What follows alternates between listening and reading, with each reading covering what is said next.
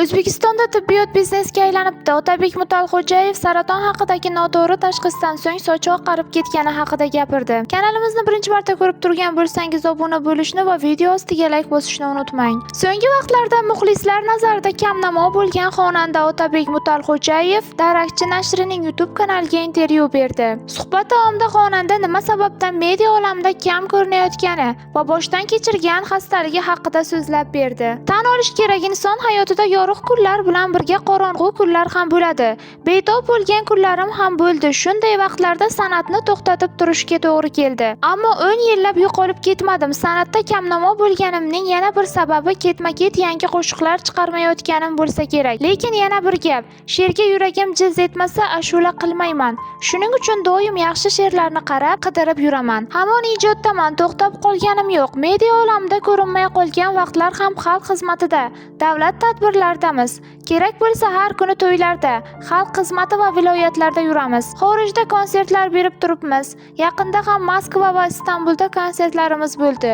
Shu kabi gastrollarni ko'paytirishni ham reja qilyapmiz. Xonanda Otabek Mutalxo'jayev garchi ijodi yaratgan qo'shiqlari haqida muxlislarga gapirib bersa-da, oilasi haqida suhbatlashishni xushlamaydi. Oila haqida gapiradigan bo'lsam, oilada 3 farzandmiz. Men kattasiman. Hozirgi kunda 2 qizim bor. Turmush o'rtog'im haqida ko'p savollar berishadi. Ammo bu haqida gapirishni xohlamayman. Sir bo'lib qolish tarafdoriman. Oilali bo'lib bildimki, uning o'ziga yarasha mas'uliyati bor ekan. O'zim ota bo'lganimdan so'ng ota-onamning qadriga yeta boshladim.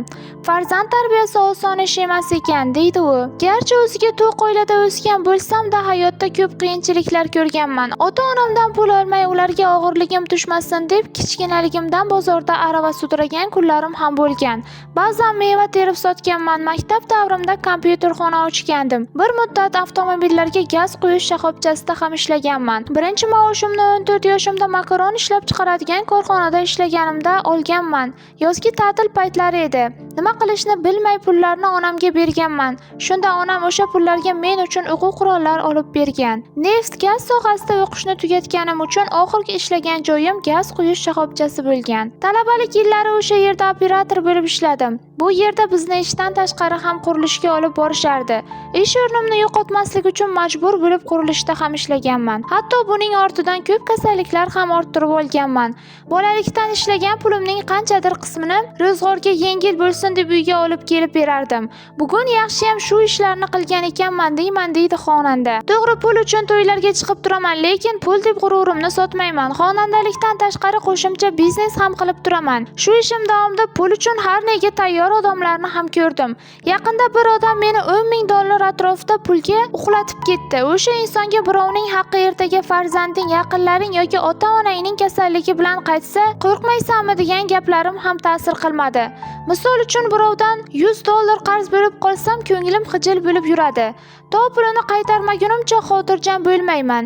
Shuning uchun hech qachon kreditga narsa olmayman. Har doim naqdga ish qilaman. Shuning sababi birovdan qarzi bo'la turib bemalol yuradiganlarga hayron qolaman. Bir yil mazam bo'lmay yotib qoldim. Buni eskicha ham deb o'yladim. O'shanda namoz o'qishni boshladim. Shukrki yaxshi bo'lib ketdim. Xastalik davrimda tibbiyot tomonidan hech qanday foyda ko'rmadim. $2,000 ga tahlillar topshirdim. Shifokorlar u yering kasal, bu yering kasal deyishardi. Keyin bilsam tibbiyotda yolg'on aralashibdi. Maqsadi ustingizdan pul qilish. Ishim tushgandan keyin tibbiyotning biznesga aylanganini bildim. Turli xil tahlillar topshirtirgani ham mayli. Bir shifokor mana bu yeringda, Xudo ko'rsatmasin saraton bo'lishi mumkin deb qo'rqitib meni battar stressga solib qo'ydi. Bo'lishi mumkin emas desam, yo'q mumkin deyishdi. Keyin tahlil topshirib to uning javobi chiqquncha sochimga oq tushib ketdi. Aslida tibbiyotda birdan qo'rqitish emas, yotig'i bilan tushuntirishi kerak. Bizda malakali shifokorlar ko'p, lekin ular orasida noprofessionallari ham yo'q emas ekan, deydi u. Agarda sizga mashhurlar hayoti qiziq bo'lsa, bizni kuzatishda davom eting.